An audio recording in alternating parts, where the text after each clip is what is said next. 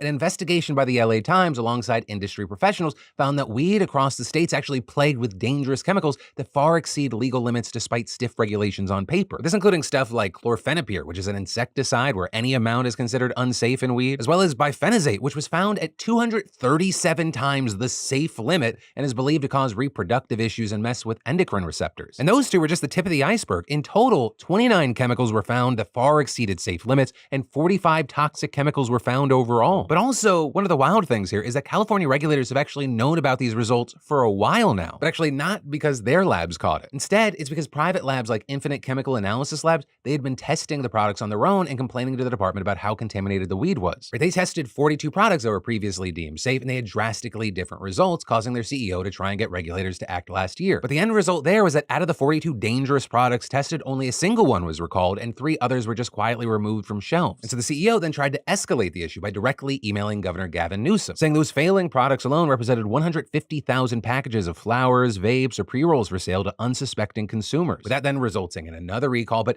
everything else was still out there on shelves despite the brands now for sure knowing the dangers of these chemicals. Right, take Stizzy, for example. They're the biggest weed brand in the state. We saw them defend their products having dangerous compounds at extremely unsafe levels by saying, "We adhere to all standards and limits set by the state of California, which is some of the strictest testing requirements and pesticide limits in the country," which, yeah, is kind of true. Like on paper, California definitely has those rules, but as we've seen, regulators relax about testing. Not to mention, they haven't kept up with the times. Right, they're currently required to test for 66 different chemicals. But that list hasn't actually been updated since 2018, and that's despite requests from pesticide regulators who have more actively kept up with how cultivation practices have shifted over the years. Or which is to say, there are now new chemicals that aren't on that list. You've got things like the fungicide fenvalerate. That's got the fun proven side effect, lower sperm count. It's actually been prohibited in the US since 2008. You've also got pymetrozine, which was found in Stizzy products at over 60 times the legally safe limit. That's a fun known carcinogen that causes hormone problems as it mimics their shape in the body. And it's gonna really stress how important proper testing is on the final finished products. Because the reality is that a lot of these chemicals enter the market due to how weed is sourced in California. Because while sometimes legal suppliers use those chemicals, it's most often weed sourced from the gray and black markets, which flatly ignore rules about what pesticides to use and whether they're even legal. And for them, they often want to use the most efficient pesticides, even if they are extremely dangerous for humans, which is why they smuggle them from China. And one of the biggest issues surrounding all this is how the agencies are set up, as well as the breakdown of interagency action. California has an agency that does some of the most rigorous testing about pesticides, but